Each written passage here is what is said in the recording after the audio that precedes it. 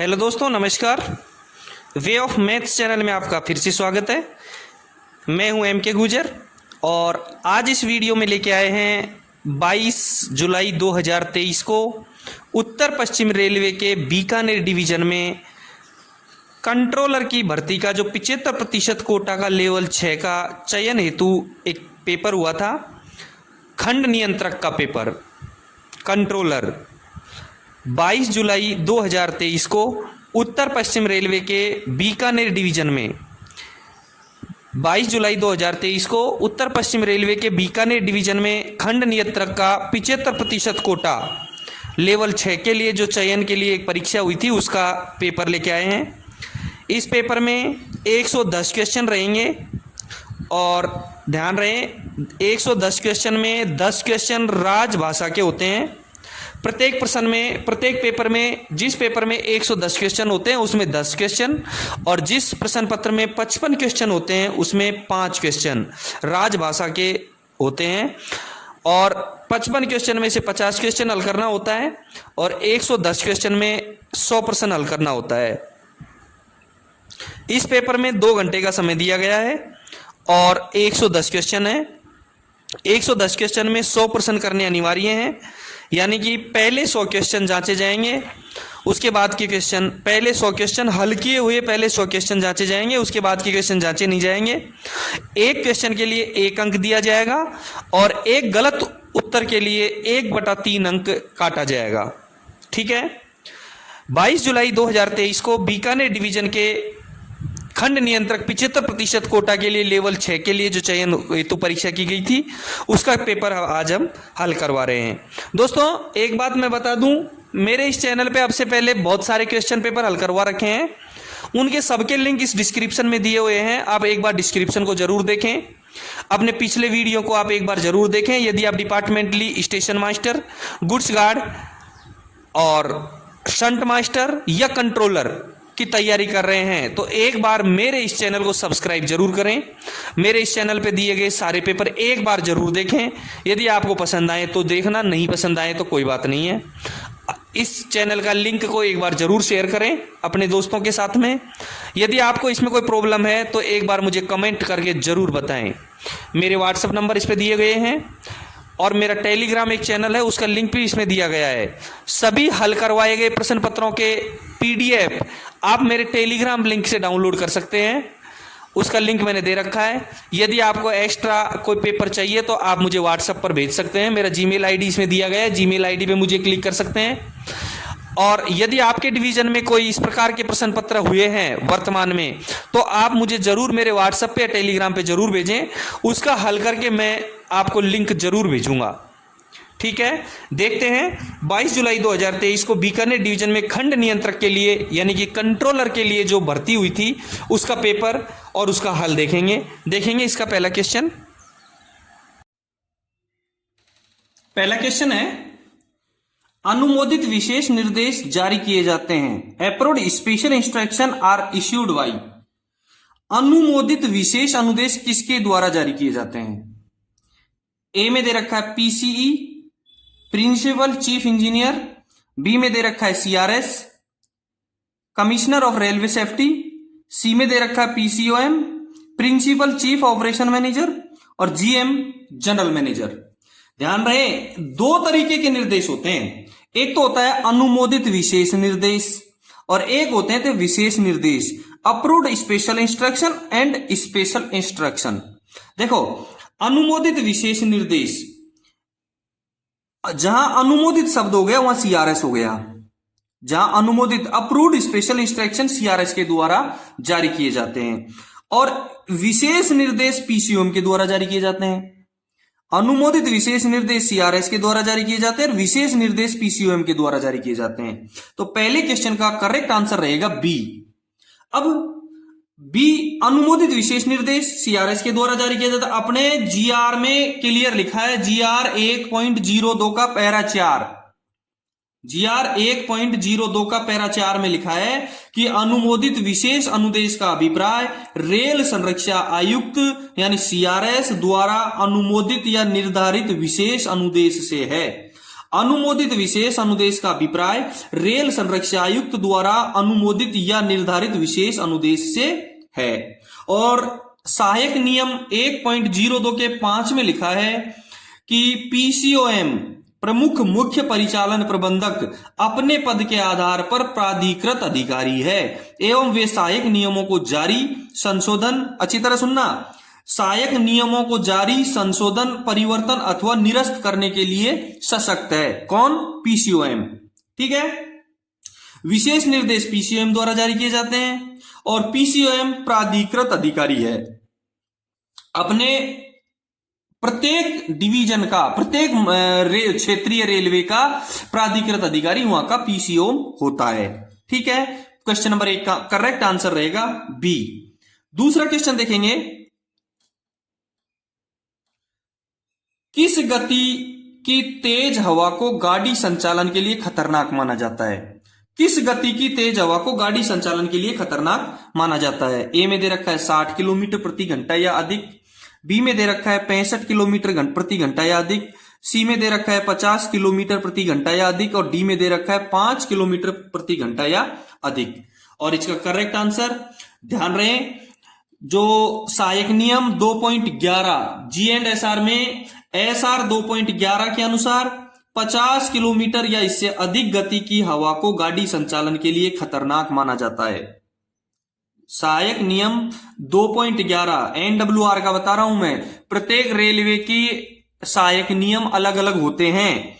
NWR में 50 kilometre प्रति घंटे की रफ्तार की हवा या इससे अधिक हवा को गाड़ी संचालन के लिए खतरनाक माना जाता है।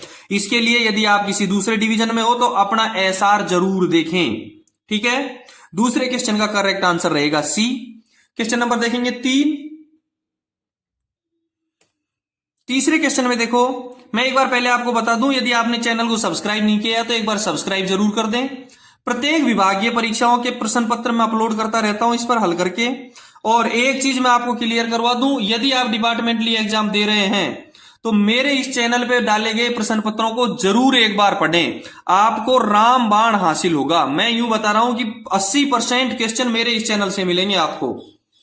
तीसरा क्वेश्चन है, उच्च क्षमता वाली एलएचबी पार्सल वैन की अधिकतम वहन क्षमता कितनी है? उच्च क्षमता वाली एलएचबी पार्सल वैन, ए में 23 टन, बी में 23.4 टन, सी में दे रखा है 22 टन और डी में दे रखा है 24 टन। और इसका एलएचबी पार्सल वैन का करेक्ट आंसर रहेगा 24 टन डी। उच्च क्षमता वाली एलएचबी पार्सल वैन की अधिकतम वहन क्षमता रहेगी 24 टन। तीसरे क्वेश्चन का करेक्ट आंसर डी रहेगा। चौथा क्वेश्चन देखेंगे, बाधित लाइन पर ट्रेन को लेने के लिए कौन सा पेपर प्राधिकार दिया जाता है? अवरुद्ध लाइन, बाधित लाइन, ऑब्स्ट्रक्टेड लाइन, यानी कि बाधित लाइन या अवरुद्ध लाइन पर गाड़ी को लेने के लिए कौन सा पेपर प्राधिकार दिया जाएगा? T508, T509, T510 और T511 दे रखा है। ठीक है, T510, T509, T511। अब मैं आपको एक चीज बता दूं, T509 अवरुद्ध लाइन पर गाड़ी को लेने के लिए T509 प्राधिकार दिया जाएगा। T510 अवरुद्ध लाइन पर लेने के लिए T510 लिया जाएगा। अब ये T511 दे रखा है, ये होता है T511 सिग्नल रहित लाइन से गाड़ी के प्रस्थान के लिए दिया जाने वाला प्राधिकार। T511 कौन सा होता है? सिग्नल रहित लाइन से गाड़ी के प्रस्थान के लिए दिया जाने वाला प्राधिकार। T510 होता है सिग्नल रहित लाइन पर गाड़ी लेने का प्राधिकार। देखो 9, 10, 11 कंटिन्यू याद कर लो। 509 अवरुद्ध लाइन पर गाड़ी लेने का प्राधिकार, 510 सिग्नल रहित लाइन पर गाड़ी लेने का प्राधिकार, T511 सिग्नल रहित लाइन से गाड़ी चलाने का प्राधिकार। 9, 10, 11 मेरे हिसाब से कंपलसरी कंप्लीट याद है, मैं यही याद करवाने का उद्देश्य है मेरा। T509 अवरुद्ध लाइन पर गाड़ी लेने का प्राधिकार, T510 सिग्नल रहित लाइन पर गाड़ी लेने का प्राधिकार, T511 सिग्नल रहित लाइन से गाड़ी चलाने का प्राधिकार। ठीक है, क्वेश्चन नंबर 4 का करेक्ट आंसर रहेगा बी, T509। पांचवा क्वेश्चन देखेंगे, गाड़ी की हेडलाइट खराब होने पर अधिकतम गति क्या होगी? हेडलाइट खराब है गाड़ी की, अब अधिकतम गति क्या होगी? देखो दो चीजों के प्रश्न आते हैं इस तरीके से, दो तरीके से क्वेश्चन आते हैं ये कि एक तो गाड़ी की हेडलाइट खराब है, एक दूसरा आता है गाड़ी का हॉर्न खराब है। गाड़ी का हॉर्न खराब है तो देखो हेडलाइट खराब होगी तो 40 किलोमीटर प्रति घंटे, सी में जो दे रखा है वो गाड़ी की हेडलाइट खराब होने पर अधिकतम गति 40 किलोमीटर प्रति घंटे से अधिक नहीं होगी। और हॉर्न खराब हो गई, मान लो ब्लॉक सेक्शन में गाड़ी है और उसका हॉर्न खराब हो गया तो वो सब धीरे धीरे चल करके, सतर्कता पूर्वक चल करके वो अपना ब्लॉक सेक्शन क्लियर करेगा और स्टेशन से गाड़ी आगे नहीं चलाई जाएगी यदि हॉर्न खराब है तो। लेकिन हेडलाइट खराब है तो 40 किलोमीटर प्रति घंटे की रफ्तार से गाड़ी को चलाई जा सकती है। ठीक है, पांचवें क्वेश्चन का करेक्ट आंसर हो गया सी, 40 किलोमीटर प्रति घंटे। इससे पहले वाले वीडियो में मैंने 56 नंबर करेक्शन स्लिप जो NWR में G&SR की आई है उसको हल करवा रखा है, उसके लिंक भी डिस्क्रिप्शन में दे रखा है, आप जरूर देख लें। यदि आपके डिवीजन में कोई पेपर हुआ है तो मुझे टेलीग्राम चैनल पे, टेलीग्राम पे या व्हाट्सएप पे जरूर भेजें, मेरे मोबाइल नंबर यही है। यदि आपको कोई दिक्कत है तो मुझे जरूर कॉल करें एक बार। छठे नंबर का क्वेश्चन देखेंगे। छठे नंबर के क्वेश्चन में TSL में पहली ट्रेन की गति क्या होगी? TSL में पहली ट्रेन की गति क्या होगी? मैं पहले आपको बता दूं TSL होता क्या है। TSL का मतलब है temporary signal line working, temporary signal line working TSL। इसमें पहली ट्रेन की गति क्या होती है? अब देखो सिंगल लाइन वर्किंग में, टेम्परेरी सिंगल लाइन वर्किंग में पहली ट्रेन गति ए में दे रखा है 20 kmph, बी में दे रखा है 25 kmph, सी में दे रखा है 30 kmph और डी में दे रखा है 35 kmph। Single line working, single line temporary single line working में पहली ट्रेन की गति होगी 25 किलोमीटर प्रति घंटा, 25 किलोमीटर प्रति घंटा। अब कभी कभार क्वेश्चन ऐसा आ जाता है कि दूसरी गाड़ी की गति क्या होगी? तो सिंगल लाइन वर्किंग जब हो रहा है तो पहली गाड़ी की गति 25 किलोमीटर प्रति घंटा होगी, दूसरी गाड़ी की गति नॉर्मल स्पीड से होगी, दूसरी गाड़ी की गति होगी नॉर्मल स्पीड से। पहली की 25 किलोमीटर प्रति घंटा, दूसरी गाड़ी नॉर्मल स्पीड से होगी। ठीक है, दूसरी चीज मैं आपको एक बात बता दूं कि सेक्शन में जाने वाली, टेम्परेरी सिंगल लाइन वर्किंग में सेक्शन में जाने वाली पहली गाड़ी यदि ART या ARME है और वह दुर्घटना स्थल पर कार्य करने के लिए जा रही है तो कंट्रोलर से सलाह करके उसको सामान्य गति से भी भेजा जा सकता है। बहुत इंपॉर्टेंट है, सेक्शन में जाने वाली पहली गाड़ी यदि ART ARME है और वह दुर्घटना स्थल पर कार्य करने के लिए जा रही है तो कंट्रोलर की सलाह करके सामान्य गति से भी भेजा जा सकता है। क्लियर? छठे क्वेश्चन का करेक्ट आंसर रहेगा बी। सातवां क्वेश्चन देखेंगे। निम्न में से कौन सा एक टर्मिनल स्टेशन नहीं है? निम्न में से कौन सा एक टर्मिनल स्टेशन नहीं है? पहले मैं आपको क्लियर करवा दूं कि ये टर्मिनल स्टेशन कौन सा होता है। देखो टर्मिनल का मतलब है समाप्त हो जाना, टर्मिनल का मतलब है समाप्त हो जाना, अर्थात जब रेलवे ट्रैक या रास्ता समाप्त हो जाता है तो वह स्टेशन टर्मिनल के रूप में जाना जाता है। हिंदुस्तान के दो बड़े टर्मिनल हैं, छत्रपति शिवाजी टर्मिनल और लोकमान्य तिलक टर्मिनल। ये देश के सबसे बड़े टर्मिनल स्टेशन है। ठीक है, क्लियर है फंडा? टर्मिनल जब रेलवे ट्रैक या रास्ता समाप्त हो जाता है तो वह स्टेशन टर्मिनल के रूप में जाना जाता है। अब निम्न में से कौन सा स्टेशन टर्मिनल नहीं है? अनूपगढ़, पोखरण, जैसलमेर, बीकानेर। केवल बीकानेर ऐसा स्टेशन है जो टर्मिनल स्टेशन नहीं है। जैसलमेर टर्मिनल स्टेशन है, पोखरण टर्मिनल स्टेशन है, अनूपगढ़ भी टर्मिनल स्टेशन है। ठीक है, तीनों टर्मिनल है, बीकानेर एक टर्मिनल स्टेशन नहीं है। क्वेश्चन नंबर देखेंगे 8वां। रेलवे बोर्ड में ट्रैफिक विभाग के मुखिया का नाम क्या है? रेलवे बोर्ड में ट्रैफिक विभाग के मुखिया का नाम क्या है? ए में FC दे रखा है, बी में दे रखा है MTRS, सी में दे रखा है MI और डी में दे रखा है MOBD। देखो FC का मतलब होता है मेंबर ऑफ फाइनेंस, FC यानी मेंबर ऑफ फाइनेंस। MTRS का मतलब होता है member of traction and rolling stock, member of traction and rolling stock. MI का मतलब होता है member of infrastructure, member of infrastructure. और डी में MOBD दे रखा है। MOBD का फुल फॉर्म होता है member operations and business development. तो आपको बिल्कुल स्पष्ट दिख रहा होगा कि ट्रैफिक विभाग का होगा तो ऑपरेशन का नाम होगा, तो एमओबीडी, एमओबीडी का फुल फॉर्म होगा member of operation and business development. और वर्तमान में हमारे हिंदुस्तान की एमओबीडी यानी member of operation and business development है जया वर्मा सिन्हा। वर्तमान में जया वर्मा सिन्हा रेलवे बोर्ड की ट्रैफिक विभाग की मुखिया है। ठीक है, 8वें क्वेश्चन का करेक्ट आंसर हो गया D, MOBD, member of operations and business development. ठीक है, 9 नंबर का क्वेश्चन देखेंगे। 9 नंबर के क्वेश्चन में है रेलवे बोर्ड द्वारा जारी अधिमान्य यातायात आदेश के अनुसार, रेलवे बोर्ड द्वारा जारी अधिमान्य यातायात आदेश के अनुसार जो प्राथमिकता ए ट्रैफिक है, ए ट्रैफिक की प्राथमिकता किसको दी गई है? ए में मिलिट्री ट्रैफिक, बी में स्पॉन्सर्ड कोयल ट्रैफिक, सी में डिपार्टमेंटल ट्रेन और डी में प्रेसिडेंट स्पेशल ट्रेन। बिल्कुल ए प्राथमिकता, ए ट्रैफिक मिलिट्री ट्रैफिक को दिया गया है। ए किसको दिया गया है? मिलिट्री ट्रैफिक को। 9वें क्वेश्चन का करेक्ट आंसर रहेगा ए। 9वें क्वेश्चन का करेक्ट आंसर रहेगा ए। दोस्तों पिछले वीडियो को देखने के लिए मेरे चैनल पर जरूर क्लिक करें। देखेंगे क्वेश्चन नंबर 10। 10वें क्वेश्चन में है स्वचालित सिग्नल पहचाना जाता है, स्वचालित सिग्नल पहचाना जाता है, ऑटोमेटिक सिग्नल। ए में दे रखा है ए मार्कर से, बी में दे रखा है इल्यूमिनेटेड ए मार्कर, प्रज्वलित ए मार्कर, सी में दे रखा है सी मार्कर, डी में दे रखा है पी मार्कर। देखो ए मार्कर का संकेत होता है ऑटोमेटिक रोक सिग्नल। करेक्ट आंसर इसका रहेगा ए, करेक्ट आंसर इसका रहेगा ए। इल्यूमिनेटेड यानी प्रज्वलित ए मार्कर, प्रज्वलित ए मार्कर सेमी ऑटोमेटिक रोक सिग्नल। बी में जो दे रखा है उसका मतलब होगा, जो प्रज्वलित ए मार्कर का होगा सेमी ऑटोमेटिक रोक सिग्नल। सी में दे रखा है सी मार्कर, सी मार्कर का मतलब होता है calling on signal. C marker जिसमें लगा है इसका मतलब है कॉलिंग ऑन सिग्नल। और पी मार्कर, पी मार्कर का मतलब होता है परमिसिव सिग्नल। पी मार्कर का मतलब होता है परमिसिव सिग्नल। ठीक है, तो 10वें क्वेश्चन का करेक्ट आंसर रहेगा ए। 10वें क्वेश्चन का करेक्ट आंसर रहेगा ए। 11वां क्वेश्चन देखेंगे।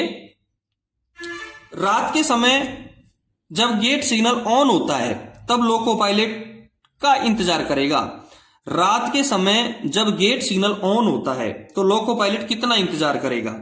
देखो ए में दे रखा है 1 मिनट, बी में दे रखा है 2 मिनट, सी में दे रखा है 3 मिनट और डी में दे रखा है 4 मिनट।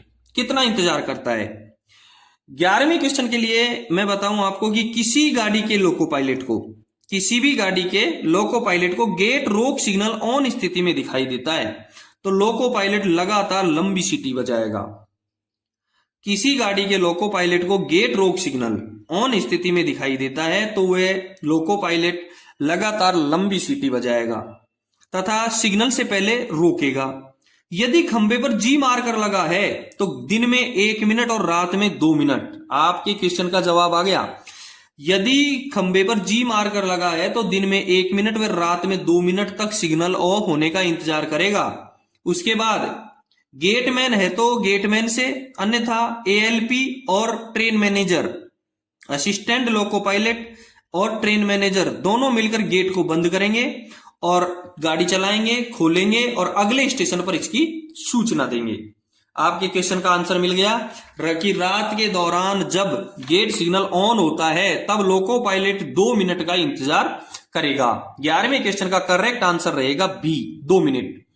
12वां क्वेश्चन देखेंगे कि गैर अंतरपाशित कांटों, गैर अंतरपाशित कांटों यानी कि non interlock point, turn out व क्रॉस ओवर पर गाड़ी की सामान्यतः अधिकतम गति क्या होगी? Non interlock point, turn out और क्रॉस ओवर पर गाड़ी की सामान्यतया अधिकतम गति क्या होगी? ए में 20 किलोमीटर प्रति घंटे, बी में 15 किलोमीटर प्रति घंटे, सी में 10 किलोमीटर प्रति घंटे, डी में 30 किलोमीटर प्रति घंटे दे रखा है और इसका करेक्ट आंसर होगा डी, 30 किलोमीटर प्रति घंटे। Non interlocked point, turn out और क्रॉस ओवर पर गाड़ी की सामान्यतः अधिकतम गति होगी 30 किलोमीटर प्रति घंटा। कितनी होगी? 30 किलोमीटर प्रति घंटे। ठीक है, 12वें क्वेश्चन का करेक्ट आंसर रहेगा डी। 13 नंबर का क्वेश्चन देखेंगे। 13 नंबर के क्वेश्चन में है स्पेशल प्रीमियम रैक की बीपीसी की वैधता। पहले मैं बता दूं बीपीसी क्या होता है। बीपीसी कैरिज विभाग के द्वारा जारी किया जाता है, सवारी व माल विभाग के द्वारा, सीएनडब्ल्यू सवारी व माल विभाग के द्वारा जारी किया जाता है। बीपीसी का फुल फॉर्म होता है brake power certificate. Brake power certificate. अब brake power certificate special premium rake की वैधता कितनी है? ए में दे रखी है 35 दिन, बी में 20 दिन, सी में 30 दिन और डी में 12 प्लस 30 3 दिन। देखें स्पेशल प्रीमियम रैक की वैधता होती है 20 प्लस 5 दिन। 20 प्लस 5 दिन करेक्ट आंसर हो गया इसका बी। करेक्ट आंसर हो गया इसका बी। स्पेशल प्रीमियम रैक की वैधता 20 प्लस 5 दिन। प्रीमियम रैक की वैधता 12 प्लस 3 दिन।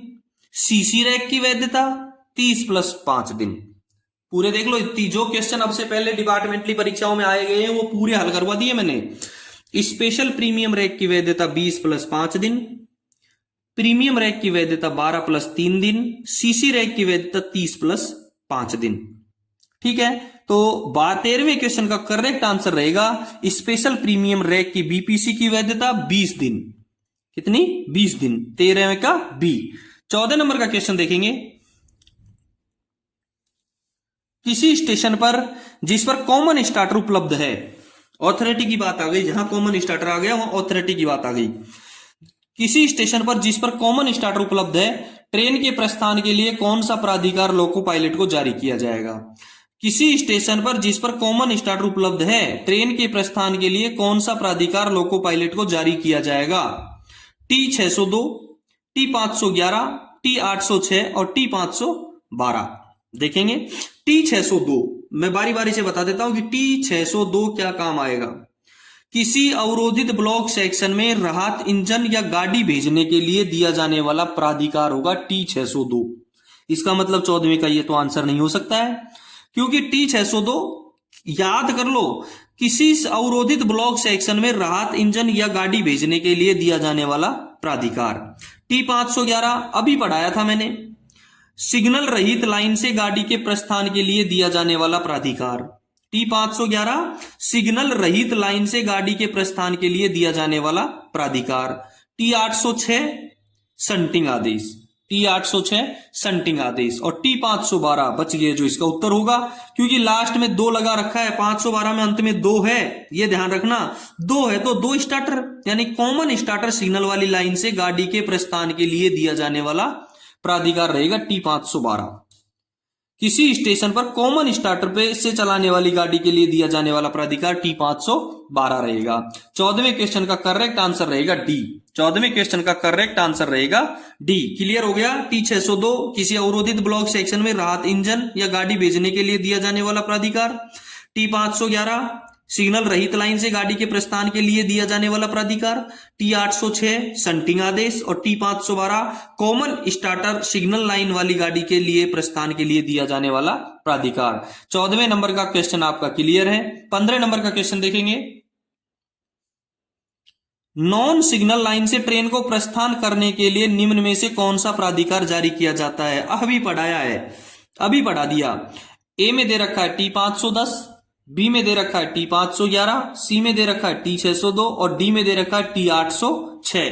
देखो T510 अभी पढ़ाया है, सिग्नल रहित लाइन पर गाड़ी लेने के लिए प्राधिकार। सिग्नल रहित नॉन सिग्नल लाइन पर गाड़ी लेने के लिए T510, लेने के लिए T510, चलाने के लिए T511, लेने के लिए T5 सिग्नल रहित लाइन पर गाड़ी लेने के लिए T510 और चलाने के लिए T511। करेक्ट है दोनों का। T602 किसी अवरोधित ब्लॉक सेक्शन में राहत इंजन या गाड़ी भेजने के लिए दिया जाने वाला प्राधिकार। T806 संटिंग आदेश। T806 संटिंग आदेश। करेक्ट आंसर हो गया 15वें का बी। 15 नंबर के क्वेश्चन का करेक्ट आंसर हो गया बी।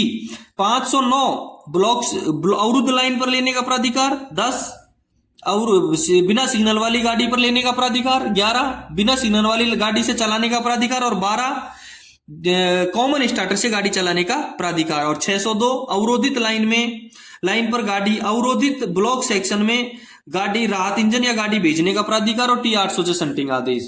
आपको 14 और 15 नंबर का क्वेश्चन याद हो गया होगा। करेक्ट। 16 नंबर का क्वेश्चन देखेंगे। 16 नंबर के क्वेश्चन में है टाइम टेबल समय सारणी प्रतिवर्ष से लागू होती है। समय सारणी कब से लागू होती है? टाइम टेबल 1 जनवरी, 1 अप्रैल, 1 जुलाई और 1 अक्टूबर। करेक्ट आंसर रहेगा इसका डी। करेक्ट आंसर रहेगा इसका डी। समय सारणी कब से लागू होगी? 1 अक्टूबर से। प्रत्येक डिवीजन रेलवे में समय सारणी 1 अक्टूबर से लागू होती है। ठीक है, 16 नंबर के क्वेश्चन का करेक्ट आंसर रहेगा डी। 17 नंबर का क्वेश्चन देखेंगे। यदि यार्ड में गाड़ियों का आगमन अधिक है, यदि यार्ड में गाड़ियों का आगमन अधिक है और प्रस्थान कम है तो इसमें क्या होगा? ए में दे रखा है इंजन उपयोगिता में सुधार होगा, बी में दे रखा है यात्री सुविधाओं में वृद्धि होगी, सी में दे रखा है WTR में सुधार होगा और डी में दे रखा है यार्ड में संकुलन होगा। ए में दे रखा है इंजन उपयोगिता में सुधार होगा, बी में दे रखा है यात्री सुविधाओं में वृद्धि होगी, सी में दे रखा है WTR में सुधार होगा, डी में दे रखा है यार्ड में संकुलन होगा। अब देखो, गाड़ियां आ रही हैं लेकिन जा नहीं रही हैं, तो संकुलन होगा। आ रही है लेकिन जा नहीं रही है, इसलिए क्या होगा? यार्ड में संकुलन होगा, इकट्ठी हो जाएंगी। क्वेश्चन नंबर 17 का करेक्ट आंसर रहेगा डी। क्वेश्चन नंबर 17 का करेक्ट आंसर रहेगा डी। 18 नंबर का क्वेश्चन देखेंगे। 18 नंबर के क्वेश्चन में है कि रेल संरक्षा आयुक्त, सबसे अच्छी चीज, CRS commissioner of railway safety, किस मंत्रालय के अधीन कार्य करता है? कई बार आ चुका है ये प्रश्न कि CRS किस विभाग का होता है। ए में रेल मंत्रालय, बी में गृह मंत्रालय, सी में नगर विमानन और डी में रक्षा मंत्रालय। देखो, रेल संरक्षा आयुक्त का अभिप्राय उस रेल संरक्षा आयुक्त से है जो अधिनियम के अंतर्गत किन्हीं कार्यों के पालन के लिए नियुक्त किया गया है। अच्छी तरह ध्यान से सुनना कि रेल संरक्षा आयुक्त का अभिप्राय उस रेल संरक्षा आयुक्त से है जो अधिनियम के अंतर्गत किन्हीं कार्यों के पालन के लिए नियुक्त किया गया है, और इसके अंतर्गत मुख्य रेल संरक्षा आयुक्त भी सम्मिलित है। CCRS मुख्य रेल संरक्षा आयुक्त, chief commissioner of railway safety. देखो, ये होता है नगर विमानन, सिविल एविटेशन का। किसका होता है? नगर विमानन का। रेल संरक्षा आयुक्त नगर विमानन का अधीन कार्य करता है। न रेल मंत्रालय का होता है, न होम मिनिस्ट्री का होता है, न डिफेंस का होता है। ये होता है नगर विमानन का। किसका होता है? नगर विमानन का। 18वें नंबर के क्वेश्चन का करेक्ट आंसर रहेगा सी। आगे बढ़ने से पहले यदि चैनल को सब्सक्राइब नहीं किया है तो एक बार सब्सक्राइब जरूर कर देना। बहुत सारे वीडियो डाल रखे हैं, वो आप जरूर देखना। आपके डिवीजन में यदि कोई वीडियो या कोई पेपर हुआ है विभाग का तो मुझे जरूर सेंड करिएगा। 19 नंबर का क्वेश्चन देखेंगे। सी श्रेणी ओडीसी विशेष गाड़ी की स्वीकृति किसके द्वारा दी जाती है? सी क्लास ओडीसी। पहले आपको ओडीसी का फुल फॉर्म बता देता हूं, ओवर डायमेंशन कंसाइनमेंट। ओडीसी 3 प्रकार की होती है, ए, बी और सी। ए, बी और सी। ए क्लास ओडीसी चलाने के लिए डीआरएम, डिवीजन में यदि चलती है तो डीआरएम और बाहर चलती है तो पीसीओम की परमिशन लेनी पड़ती है। ए क्लास ओडीसी को दिन और रात दोनों में चलाया जा सकता है, इसकी सेक्शनल स्पीड होती है। क्वेश्चन सी क्लास ओडीसी का है, ध्यान रखें। क्वेश्चन सी क्लास ओडीसी का है। मैंने आपको ए क्लास ओडीसी बताई है कि ए क्लास ओडीसी डिवीजन में चलाने के लिए डीआरएम और इंटर रेलवे के लिए चलाने के लिए पीसीओम की जरूरत होती है। इंटर डिवीजन चलाने के लिए डीआरएम और इंटर रेलवे चलाने के लिए पीसीओम की जरूरत होती है।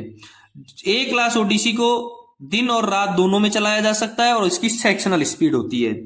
अब दूसरा नंबर पे होती है B class ODC. B class ODC का सेम प्रोसीजर यही है। इसको डिवीजन में चलाने के लिए डीआरएम की आवश्यकता होती है, इंटर रेलवे में जाने के लिए पीसीओम की आवश्यकता होती है। डे नाइट दोनों में इसको चलाया जा सकता है और इसकी सेक्शनल स्पीड नहीं होती है, इसकी स्पीड होती है 40, 25, 15।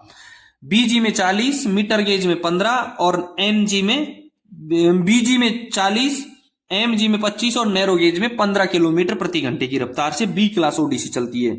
अब जो क्वेश्चन है उसकी बात आती है कि सी क्लास ओडीसी। सी क्लास ओडीसी सीआरएस की परमिशन से चलाई जाती है। सी क्लास ओडीसी, सी से सीआरएस याद रखना, सी से सीआरएस याद रखना। सी क्लास ओडीसी सीआरएस की परमिशन से, और सी क्लास ओडीसी केवल दिन में ही चलाई जाएगी। सी क्लास ओडीसी केवल दिन में ही रन कर सकती है। स्पीड रहेगी इसकी 25, 25, 15 मीटर गेज और ब्रॉड गेज में 25 kmph और नैरो गेज में 15 kmph। इसका 19वें का करेक्ट आंसर हो गया A, CRS, commissioner of railway safety. C class ODC केवल CRS की परमिशन से ही रन कर सकती है। ठीक है, 19वें क्वेश्चन का करेक्ट आंसर हो गया ए। दोस्तों, आप जो पेपर देख रहे हैं ये पेपर 22 जुलाई 2023 को बीकानेर डिवीजन में कंट्रोलर के लिए हुआ है। ये जो पेपर है ये हुआ है 22 जुलाई 2023 को बीकानेर डिवीजन में कंट्रोलर के लिए, NWR में। क्वेश्चन नंबर 20 देखेंगे, LHB कोचों के लिए BPC की वैधता कितनी है? LHB कोचों के लिए BPC की वैधता कितनी है? ए में 2000 किलोमीटर दे रखा है, बी में 4000 किलोमीटर, सी में 2500 किलोमीटर और डी में 3500 किलोमीटर दे रखा है। LHB कोचों के लिए जो BPC बनाई जाती है उसकी जो वैधता होती है 4000 किलोमीटर होती है। बी आंसर इसका सही रहेगा। BPC LHB कोचों की BPC की वैधता 4000 किलोमीटर। एक ICF कोच और होते हैं, उनकी वैधता होती है 3500। यदि LHB की जगह इसमें ICF आ जाता तो आंसर होता 3500। LHB कोचों की वैधता होती है, LHB कोचों की BPC की वैधता होती है 4000 किलोमीटर। ICF कोचों की वैधता BPC की वैधता होती है 3500 किलोमीटर। और समय में यदि मिलाया जाए तो दोनों को 96 घंटे होती है। LHB कोच हो चाहे ICF कोच हो, दोनों की वैलिडिटी 96 घंटे होती है। किलोमीटर में यदि देखा जाएगा तो LHB 4000 और ICF 3500 या 96 घंटे। ठीक है, करेक्ट आंसर रहेगा 20वें का बी। 20वें क्वेश्चन का करेक्ट आंसर रहेगा बी। 21 नंबर का क्वेश्चन देखेंगे, निम्न में कौन सा लोको सर्वाधिक शक्तिशाली है, पावरफुल? ए में WDG5, बी में WAG 12 और सी में WAG 9 और डी में WAG 7 दे रखा है। सबसे पावरफुल कौन सा लोको होगा? करेक्ट आंसर रहेगा इसका बी, WAG 12। सबसे अधिक शक्तिशाली लोको होगा WAG 12। ठीक है, 21वें क्वेश्चन का करेक्ट आंसर रहेगा 12, बी। 22वां क्वेश्चन देखेंगे। 22वें क्वेश्चन का है कि जांच पड़ताल अधिकारी नामित करने के लिए कौन सा फॉर्म प्रयुक्त किया जाता है? जांच पड़ताल अधिकारी, इंक्वायरी ऑफिसर नामित करने के लिए कौन सा फॉर्म इशू किया जाता है? ए में SF1 दे रखा है, बी में SF4, सी में SF7 और डी में SF2। देखो SF1 किस काम में आता है ये देख लेते हैं पहले। SF1 नियम 5.1 के तहत निलंबन आदेश में काम आता है। SF1 होता है नियम 5.1 के तहत निलंबन आदेश। SF4 होता है नियम 5 के 5 का सी, 5 के 5 का सी के तहत निलंबन आदेश रिवोक करने का आदेश है। निलंबन आदेश को रिवोक करने का आदेश है। SF7 है जांच बोर्ड जांच अधिकारी की नियुक्ति का आदेश। जांच बोर्ड या जांच अधिकारी की नियुक्ति का आदेश है। करेक्ट आंसर 22वें का सी रहेगा, SF7। यही है जांच बोर्ड या जांच अधिकारी की नियुक्ति का आदेश। और SF2 होता है नियम 5 के 2 के तहत डिम्ड निलंबन आदेश। नियम 5.2 के तहत डिम्ड निलंबन आदेश SF2। इसलिए 22वें क्वेश्चन का करेक्ट आंसर रहेगा SF7, सी आंसर इसका करेक्ट रहेगा। 23 नंबर का क्वेश्चन देखेंगे। 23 नंबर के क्वेश्चन में है, सिग्नल साइटिंग समिति में एक बार फुटप्लेट निरीक्षण करती है। ए में 1 मंथ, बी में 2 मंथ, सी में 3 मंथ और डी में 6 मंथ। सिग्नल साइटिंग कमेटी, ध्यान रहे सिग्नल साइटिंग कमेटी में 3 लोग होते हैं, TILI-SI। सिग्नल साइटिंग कमेटी में 3 लोग होते हैं। और 3 लोगों से मेरे को याद आया कि किसी भी गाड़ी के लोको में लोको पायलट क्रू के अलावा 3 लोग ही अधिकतम बैठ सकते हैं। किसी भी गाड़ी के लोको में 3 व्यक्ति ही बैठ सकते हैं क्रू के अलावा।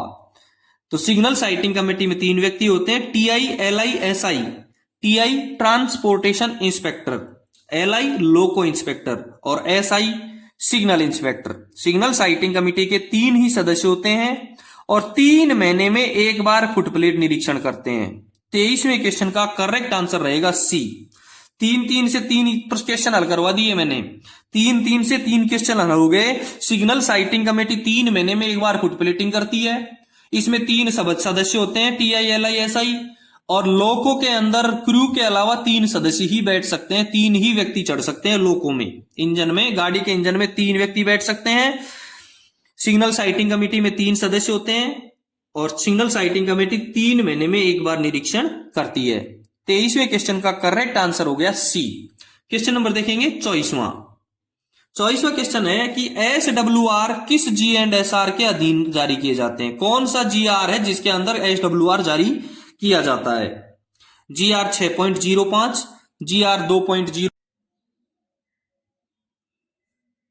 अगला क्वेश्चन देखेंगे 24वां, SWR किस G&SR के नियम के अधीन जारी किए जाते हैं?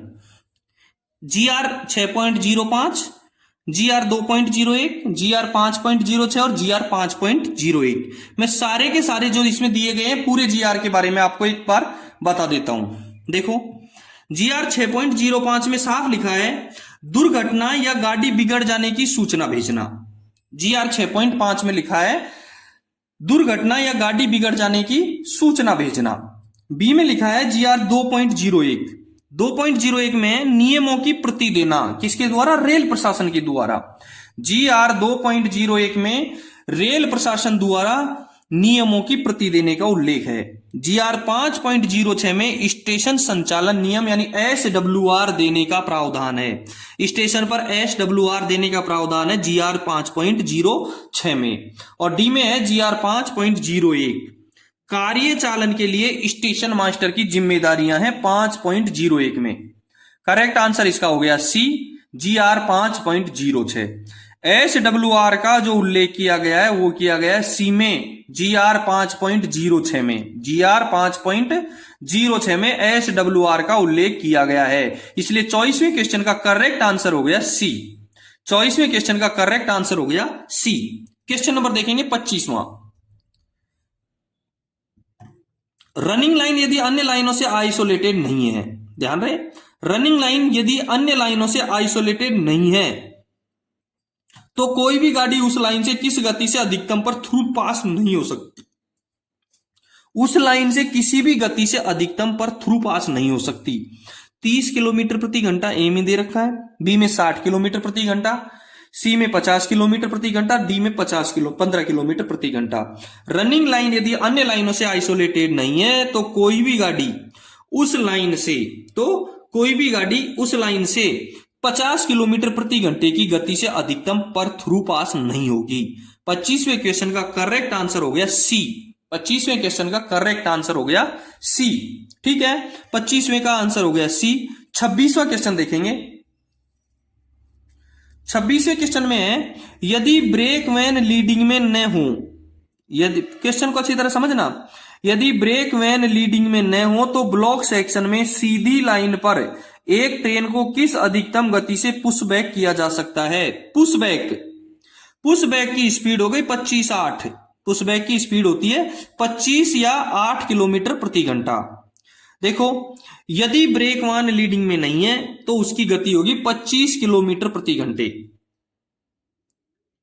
लीडिंग में है तो, सॉरी, यदि ब्रेक वैन लीडिंग में है तो उसकी गति होगी 25 किलोमीटर, लेकिन यहां ब्रेक वैन लीडिंग में नहीं है तो उसकी गति होगी 8 किलोमीटर। मैंने अभी बताया था पुशबैक की गति होती है 25-8। यदि ब्रेक वैन लीडिंग में नहीं है तो उसकी गति होगी 8 किलोमीटर प्रति घंटे, और यदि पुशबैक किया जा रहा है और ब्रेक लीडिंग में है तो 25 किलोमीटर प्रति घंटे उसकी गति होगी।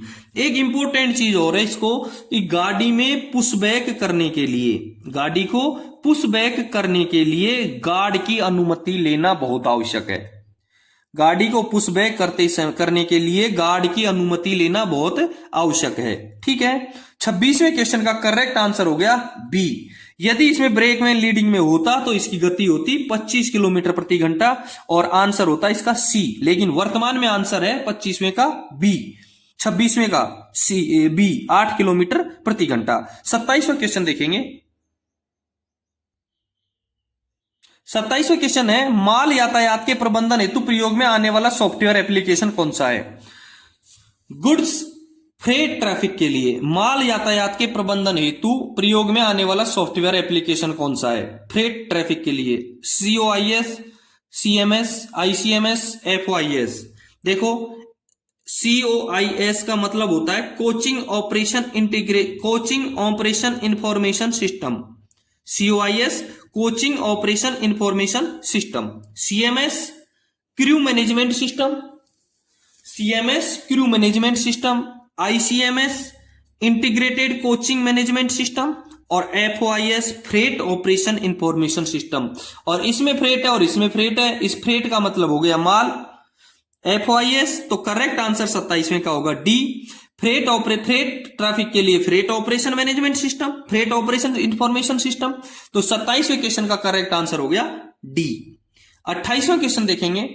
28वें क्वेश्चन में है कि 140 टन बीजी क्रेन, गोटवेल्ड वाली क्रेन की बात कर रहे हैं। एक क्रेन और होती है जोसेफ क्रेन, ये गोटवेल्ड की बात कर रहे हैं, एक जोसेफ और होती है। 140 टन बीजी क्रेन की अधिकतम गति क्या होगी? 110 kmph, 100 kmph, 75 kmph या स्टैंडर्ड स्पीड। ध्यान रहे 140 टन की गोटवेल्ड की जब क्रेन है तो उसकी रफ्तार होगी 100 किलोमीटर प्रति घंटा बीजी में। क्या होगी? 100 किलोमीटर प्रति घंटा बीजी में ब्रॉड गेज में। और यदि जोसेफ की ट्रेन होगी तो उसकी जोसेफ की क्रेन होगी तो उसकी गति होगी 75 किलोमीटर प्रति घंटे। 140 टन बीजी गोटवेल्ड की अधिकतम गति 100 किलोमीटर घंटा। एक दूसरी जोसेफ की होती है, उसकी होती है 75 किलोमीटर प्रति घंटा। और मीटर गेज में 35 टन की एक क्रेन होती है, उसकी स्पीड होती है 50 किलोमीटर प्रति घंटा। मीटर गेज में 35 टन की क्रेन की स्पीड होती है 50 किलोमीटर प्रति घंटा। दूसरी एक इंपॉर्टेंट चीज मैं और बता दूं कि जब क्रेन की जीप डमी ट्रक पर नहीं रखी हो, जब क्रेन की जीप डमी ट्रक पर नहीं रखी हो तो उसकी स्पीड होती है 6 किलोमीटर प्रति घंटा। जब क्रेन की जीप डमी ट्रक पर नहीं रखी होती है तो उसकी स्पीड होती है 6 किलोमीटर प्रति घंटा। 28वें क्वेश्चन का करेक्ट आंसर हो गया बी। 28वें क्वेश्चन का करेक्ट आंसर हो गया बी। ठीक है, 29 नंबर का क्वेश्चन देखेंगे। देखिए 29 नंबर का क्वेश्चन। 29 नंबर के क्वेश्चन में उत्तर पश्चिमी रेलवे के प्रमुख मुख्य परिचालन प्रबंधक कौन है? PCOM principal chief operation manager. उत्तर पश्चिम रेलवे के प्रमुख मुख्य परिचालन प्रबंधक principal chief operation manager. A में जो दे रखा है वो है श्री विजय शर्मा, बी में दे रखा है अशोक दवे, सी में जीपी मीना और डी में प्रणन मुखर्जी, प्रणय प्रभाकर। विजय कुमार शर्मा वर्तमान में जनरल मैनेजर हैं उत्तर पश्चिम रेलवे के। Shri Ashok Dave rail coach factory Raebareli के जनरल मैनेजर हैं। विजय कुमार शर्मा उत्तर पश्चिम रेलवे के जनरल मैनेजर हैं। Alok Dave rail coach factory Raebareli के जनरल मैनेजर हैं। जीपी मीणा CHOD के PCO में है, प्रिंसिपल चीफ ऑपरेशन मैनेजर है CHOD के। इससे पूर्व में जो जीपी मीणा है वो NR में CTPM थे। इससे पहले जीपी मीणा है वो NR में CTPM थे। और डॉक्टर प्रणय प्रभाकर हैं वो वर्तमान में उत्तर पश्चिम रेलवे के PCO में है। प्रणय प्रभाकर है वर्तमान में उत्तर पश्चिम रेलवे के PCO में है। इसलिए 29वें क्वेश्चन का करेक्ट आंसर रहेगा डी। 29वें क्वेश्चन का करेक्ट आंसर रहेगा डी। 30वां क्वेश्चन देखेंगे। रेड हैंड सिग्नल किस परिस्थिति में नहीं दिखाया जाएगा? रेड हैंड सिग्नल किस परिस्थिति में नहीं दिखाया जाएगा? ए में दे रखा है हूट एक्सल, बी में दे रखा है हैंगिंग पार्ट, सी में दे रखा है ट्रेन पार्टिंग और डी में दे रखा है फ्लैट टायर। ये टावर लिख दिया गलती से, फ्लैट टायर होता है। हॉट एक्सल में रेड सिग्नल दिखाना पड़ेगा, रोकनी पड़ेगी गाड़ी को। हैंगिंग पार्ट में रेड सिग्नल दिखाना पड़ेगा और गाड़ी को रोकनी पड़ेगी। फ्लैट टायर में हैंड सिग्नल दिखाना पड़ेगा और गाड़ी को रोकनी पड़ेगी। लेकिन एक ट्रेन पार्टिंग ऐसा है जिसमें आप रेड सिग्नल नहीं दिखा सकते। ध्यान रहे GR 6.08, इसका GR 6.08 है। ट्रेन पार्टिंग में दिन में हरी झंडी व रात में सफेद बत्ती यथासंभव अधिक से अधिक ऊपर से नीचे बार बार हिलाकर गाड़ी विभाजन हो जाने का संकेत देना है। दोबारा से सुन लो, GR 6.08 के अनुसार ट्रेन पार्टिंग में दिन में हरी झंडी, रात में सफेद बत्ती यथासंभव अधिक से अधिक ऊपर से नीचे बार बार हिलाकर गाड़ी विभाजन होने जाने का संकेत देना है।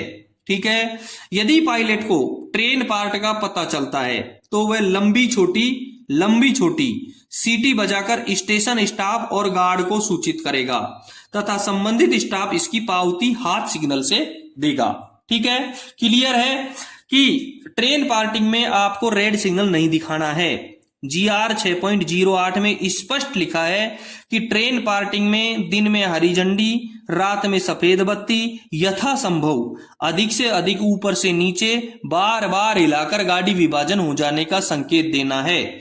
यदि पायलट को ट्रेन पार्ट का पता चलता है तो वह लंबी छोटी सीटी बजाकर स्टेशन स्टाफ और गार्ड को सूचित करेगा तथा संबंधित स्टाफ इसकी पावती हाथ सिग्नल से देगा। क्लियर है। 30वें क्वेश्चन का करेक्ट आंसर हो गया सी। 31 नंबर का क्वेश्चन देखेंगे।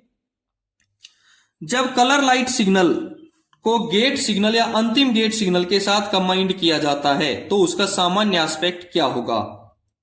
जब कलर लाइट सिग्नल को गेट सिग्नल या अंतिम गेट सिग्नल के साथ कंबाइंड किया जाता है तो उसका सामान्य एस्पेक्ट क्या होगा? ए में देखा है रेड, बी में दे रखा है येलो, सी में दे रखा है डबल येलो, ग्रीन, डी में दे रखा है ग्रीन। इसमें थोड़ा सा हिंदी में कंफ्यूज है। इसमें यहां ऐसा होना चाहिए जब कलर लाइट डिस्टेंट सिग्नल, यहां थोड़ा सा कंफ्यूज कर रखा है, ये डिस्टेंट गायब है, इसका लाइट और सिग्नल के बीच में से डिस्टेंट गायब है। अंग्रेजी में दे रखा है कि when colour light distant signal is combined with gate या LSS the normal aspect of that signal is, कि जब colour light distant signal combined किया गया है गेट या लास्ट स्टॉप सिग्नल के साथ में, गेट सिग्नल या अंतिम गेट सिग्नल, ये यहां गलत कर रखा है। देखो हिंदी का थोड़ा सा कंफ्यूजन है। जब कलर लाइट सिग्नल, यहां जो क्वेश्चन होना चाहिए वो ऐसा है कि जब कलर लाइट डिस्टेंट सिग्नल को गेट सिग्नल या अंतिम रोक सिग्नल के साथ कंबाइंड किया जाता है। इस प्रश्न को ऐसा पढ़ना है। अंग्रेजी में देखो, when colour light distant signal, जब colour light distant signal is combined किया जाता है विद गेट सिग्नल या लास्ट स्टॉप सिग्नल, अंतिम रोक signal, the normal aspect of that signal is red. जब कलर लाइट डिस्टेंट सिग्नल को गेट सिग्नल या अंतिम रोक सिग्नल के साथ कंबाइंड किया जाता है तो उसका सामान्य एस्पेक्ट क्या होगा? उसका सामान्य एस्पेक्ट रेड होगा। उसका सामान्य एस्पेक्ट क्या होगा? रेड होगा। 31वें क्वेश्चन का करेक्ट आंसर हो गया ए। 31वें क्वेश्चन का करेक्ट आंसर हो गया ए। 32वां क्वेश्चन देखेंगे। 32वां क्वेश्चन में है बुलावा सिग्नल, कॉलिंग ऑन सिग्नल को किसी भी रोक सिग्नल के साथ लगाया जा सकता है सिवाय। 32 और 33 दोनों को मैं एक साथ हल करवाऊंगा। 33वां क्वेश्चन है शंट सिग्नल को किसी भी रोक सिग्नल के साथ लगाया जा सकता है सिवाय। दोनों सुन लो, बुलावा सिग्नल, कॉलिंग ऑन सिग्नल और शंट सिग्नल। शंट सिग्नल को प्रथम रोक सिग्नल के अलावा, शंट सिग्नल को प्रथम रोक सिग्नल के सिवाय किसी भी सिग्नल के नीचे लगाया जा सकता है। कॉलिंग ऑन सिग्नल को अंतिम रोक सिग्नल के सिवाय किसी भी सिग्नल के नीचे लगाया जा सकता है। 32 और 33वें का लिखो। देखो, बुलावा सिग्नल, कॉलिंग ऑन सिग्नल को अंतिम रोक सिग्नल के सिवाय किसी भी सिग्नल के साथ लगाया जा सकता है। 32वें का correct answer A, LSS। Calling on signal को अंतिम रोक सिग्नल के सिवाय किसी भी सिग्नल के नीचे लगाया जा सकता है। 33वें में शंट सिग्नल को प्रथम रोक सिग्नल के यानी होम सिग्नल के सिवाय किसी भी सिग्नल के नीचे लगाया जा सकता है। 32वें का करेक्ट आंसर ए, 33वें का करेक्ट आंसर सी। 2 लाइन आप नोट कर लो, बहुत अच्छी काम की लाइन है कि कॉलिंग ऑन सिग्नल को अंतिम रोक सिग्नल के अलावा किसी भी सिग्नल के नीचे लगाया जा सकता है। शंट सिग्नल को प्रथम रोक सिग्नल के अलावा किसी भी सिग्नल के नीचे लगाया जा सकता है। कॉलिंग ऑन सिग्नल को अंतिम रोक सिग्नल के अलावा किसी भी सिग्नल के नीचे लगाया जा सकता है। प्रथम रोक सिग्नल के अलावा, कॉलिंग ऑन सिग्नल को अंतिम रोक सिग्नल के अलावा किसी भी सिग्नल के नीचे लगाया जा सकता है। शंट सिग्नल को प्रथम रोक सिग्नल के अलावा किसी भी सिग्नल के नीचे लगाया जा सकता है। 33 और 32वां क्वेश्चन आपका क्लियर है। 34 नंबर का क्वेश्चन देखेंगे। 34 नंबर के क्वेश्चन में निम्न में से किसे होम सिग्नल झुकाने के लिए पर्याप्त दूरी के एक विकल्प के रूप में माना जाता है? निम्न में से किसे होम सिग्नल झुकाने के लिए पर्याप्त दूरी के एक विकल्प के रूप में माना जाता है? Drill switch, sand hump, none, both of above. Correct answer रहेगा both of above. Drill switch और सैंड हम्प दोनों इसमें शामिल हैं। होम सिग्नल झुकाने के लिए डिरेल स्विच को भी डिरेल स्विच को भी पर्याप्त दूरी माना गया है और सेंड डंप को भी पर्याप्त दूरी माना गया है। 34वें क्वेश्चन का करेक्ट आंसर रहेगा डी। ए और बी दोनों सही हैं इसमें। 35वां क्वेश्चन देखेंगे, बीजी खंड में अवरोध वाले स्थान पर आने वाली ट्रेन, बीजी खंड में अवरोध वाले स्थान पर आने वाली ट्रेन को रोकने के लिए कितनी दूरी पर पटाखे लगाए जाते हैं? ए में 400 और 800 मीटर, बी में दे रखा है 600 और 1200 मीटर, सी में दे रखा है 600 और 800 मीटर, डी में दे रखा है as per braking distance of train. देखो GR 6.03 का एक का ख, GR 6.03 का एक का ख में लिखा है कि गाड़ी की सुरक्षा के लिए एक पटाखा अपनी गाड़ी से 600 मीटर की दूरी पर अपने जाने की दिशा में रखेगा। तो पहला तो हो गया 600 मीटर। गाड़ी की सुरक्षा के लिए एक पटाखा अपनी गाड़ी से 600 मीटर की दूरी पर रखेगा और 3 पटाखे जो एक दूसरे से प्रत्येक 10 मीटर दूर होंगे उस स्थान से जहां गाड़ी खड़ी है 1200 मीटर की दूरी पर रखेगा। कहां रखेगा? 1200 मीटर की। तो 600 और 1200 आंसर हो गया 35वें का बी। करेक्ट आंसर हो गया इसका बी। नैरो गेज और मीटर गेज में यह दूरी 400 और 800 होगी।